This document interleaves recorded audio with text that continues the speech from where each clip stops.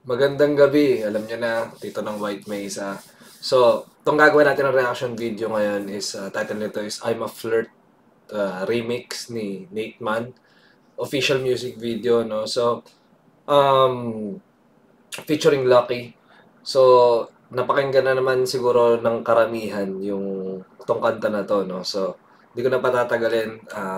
Tingnan natin. Kasi, actually, hindi ko nga rin in-expect na parang gagawan pa ng music video to. Kasi nga, kumbaga, nag-pop off na yung audio eh. So, might as well panoorin na rin natin. Nga pala, bago natin simulan to reaction video na to, check nyo tong kanta ko. Teka lang, makinig ka muna. Tanggalin mo ang pagdududa. Ikaw lang ang gustong makita. Sa paligid hanggang mag-umaga. Teka lang, makinig ka muna. Tanggalin mo ang pagdududa. Ikaw lang ang gustong makita. Sa paligid hanggang mag-umaga. Rarararara, upo ka muna tambay tapos nga na itara na. Babiyahe tungong dagat, pampagana ay dala. Ikaw ay kumalma at huwag ka nang mag-alala. Buksan mo ang bintana at tugtog na malala. Pwede ka din magsunod sa labas mo lang ibuga. Swabe ang lakbay, patikim naman ako niyan. Iparada gasolina, alam kong gutom ka niyan. Yeah, alam kong gutom ka niyan. So, kung nagustuhan niyo, punta na lang kayo sa music channel ko. Maglalabas ako this month ng bagong kanta. Yun, kumbaga year-ender song ko. So, yun, check nyo ako sa other social medias din. Yan, yung link is nasa description box lang. Yung kanta rin na yun, pati iba kong kanta nasa Spotify din. Check nyo na lang. Yay. Mainit panahon, uminom ka ng Coca-Cola. Sabi ko tirahin mo ay bola kesa droga. Mag-rap at excited kahit 2,000. Nay pa ako natuto mag-rap. Ay doon si Glock 9 kahit na wala pa akong black. Di ko mag-gang sign pero respetado sa black. Hingin mo kasi friend. Naamura kayo tuloy.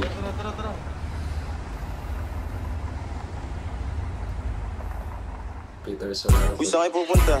Dead end dyan, wala kang dadaanan dyan. I'm a flirt, pag napadaan mga chicks dito sa hood. I'm a flirt, nagkayayaan mag-smoke, may dala silang shook. Love at first sight, sound trip si curse one, chorus at verse. Interesting. Teka lang, balikan natin yung...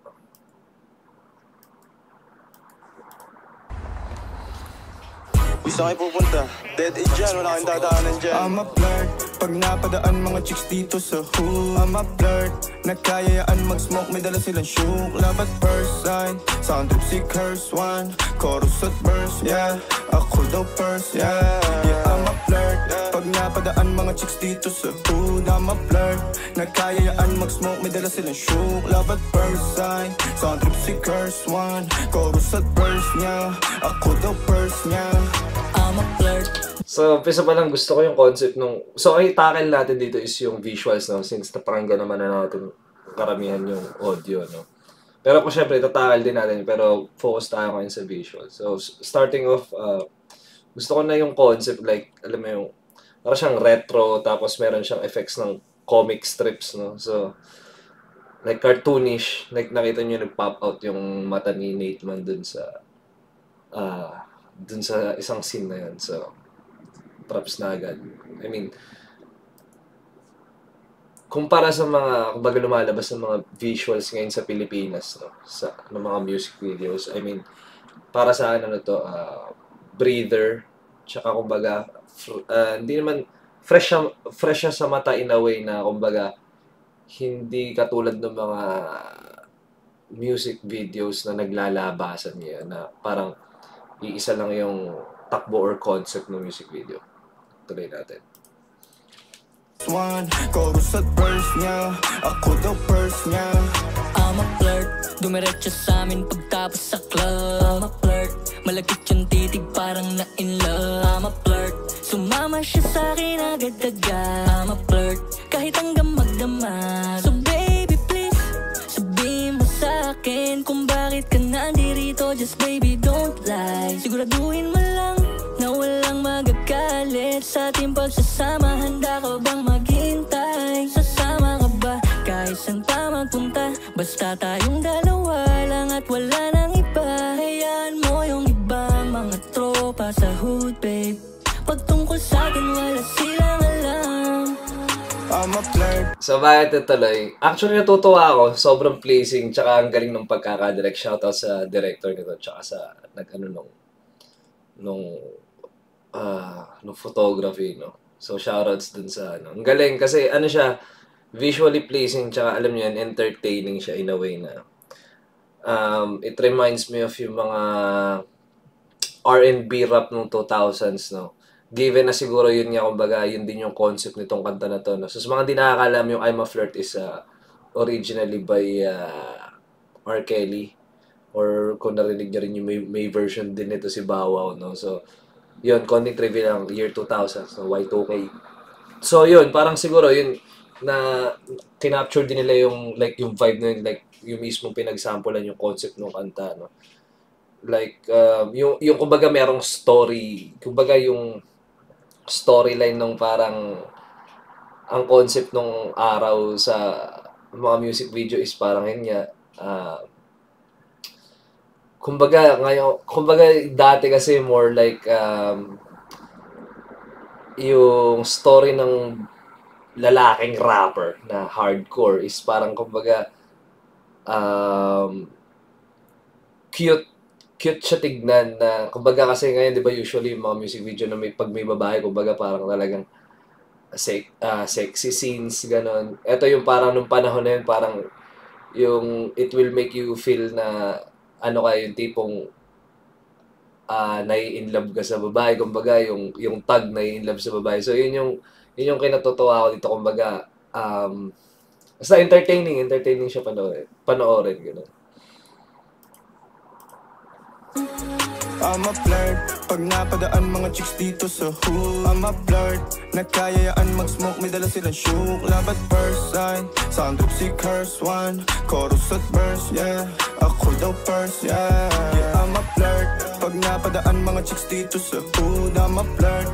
Nagkayayaan mag-smoke, may dala silang shook. Love at first sight, sound trip si curse one. Chorus at verse niya, ako daw first niya. Anong pangalan mo, miss?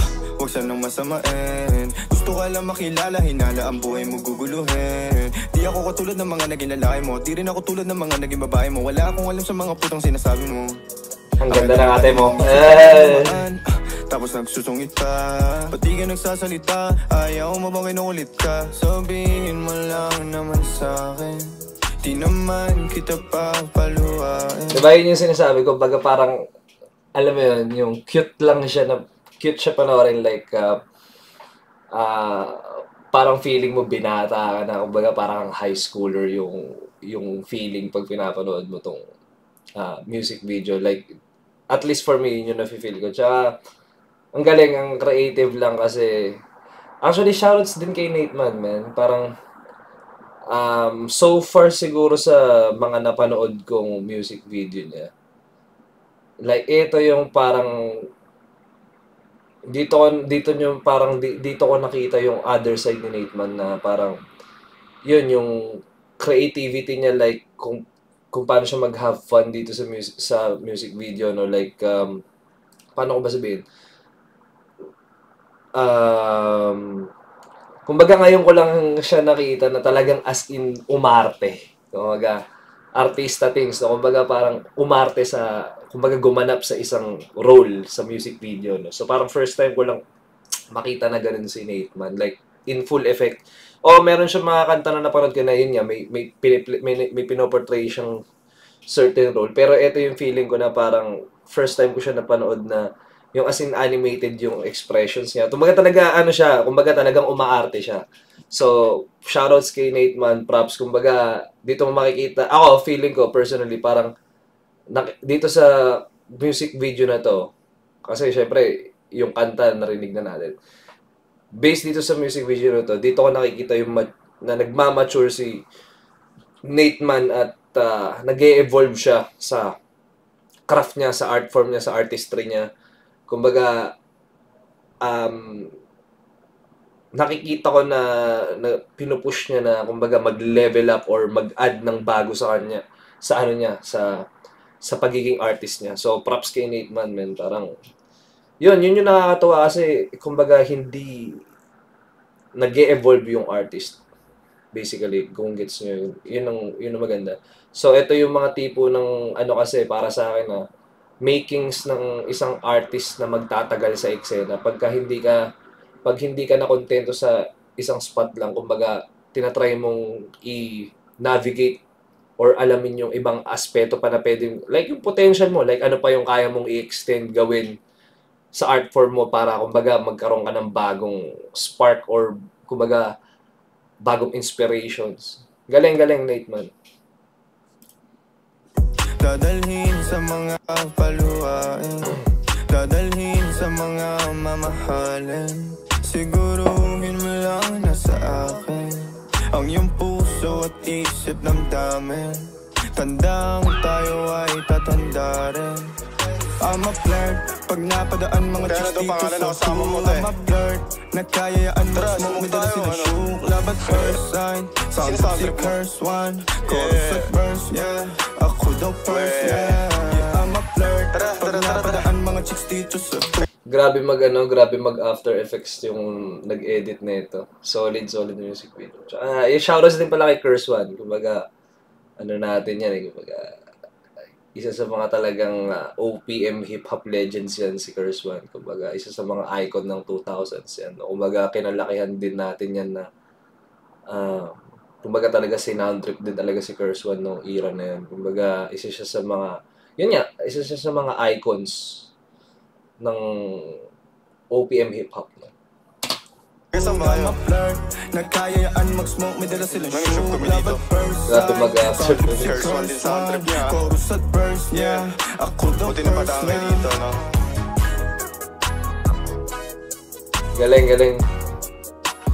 Galing, ano siya, kumbaga, para sa akin, refreshing sa mata. Though, kumbaga, hindi ko, kumbaga, lahat naman tayo siguro nakapanood na ng ganitong klase ng music video style, no? Pero, kumbaga, in recent memory, kumbaga yung mga nagre-release ngayon ng mga music video, ano siya, refreshing siya. Like, breather. Okay. Basta, pleasing panoorin, entertaining. Parang ito yung parang may ganitong visuals din si Flo G, naalala ko yun. Anyway, shoutout sa bumuo nitong music video na to. Okay, so yung Peter Solano Films, siya rin nag-direct. Siya lahat! Putang ina, solid. Cinematography, set design. Pati set design, ha? Okay, ha? Editor, visual effects, colorist, Peter Solano. Kumbaga, tinangkay niya lahat. Shoutouts kay Peter Solano, guys. Kumbaga, ewan ko, comment down below kung may mga iba na siya nagawa ng music video na baka hindi ko pa lang napapanood. Pero, kumbaga,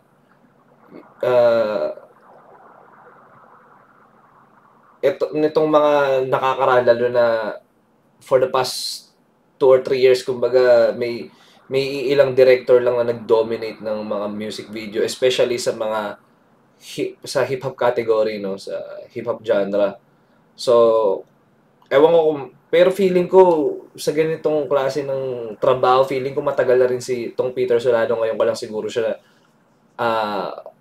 nalaman na nagdidirect or baka meron na ako napanood na hindi ko lang alam na siya rin yung trumabaho, no? Pero shoutouts, grabe, kumbaga siya lahat pala.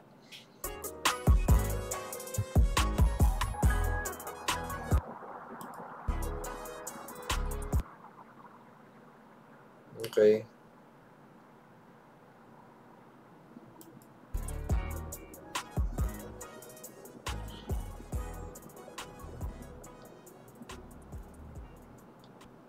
So, shoutouts ulit kay Nate Man kasi naalala ko, na-meet ko to one time sa studio. Pinakilala sa akin ni Gaspari, no.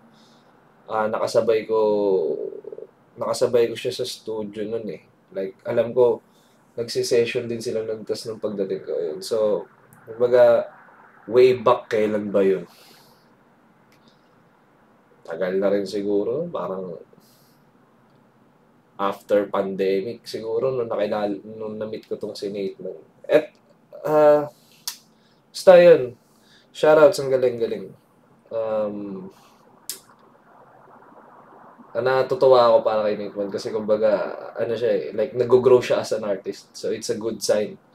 Kumbaga, ito yung sabi ko nga kanina, ito yung ano eh, signs ng alam mo magtatagal sa industry kasi nag-evolve yung style or nag-incorporate sila ng bago sa craft nila, which is great. Na ako bilang artist din na alam niyo yun, nagki-create ng sarili ko. Kumbaga nakakatuwang makakita ng ganito na hindi sila nakokontento sa kung anong basta either way ang ganda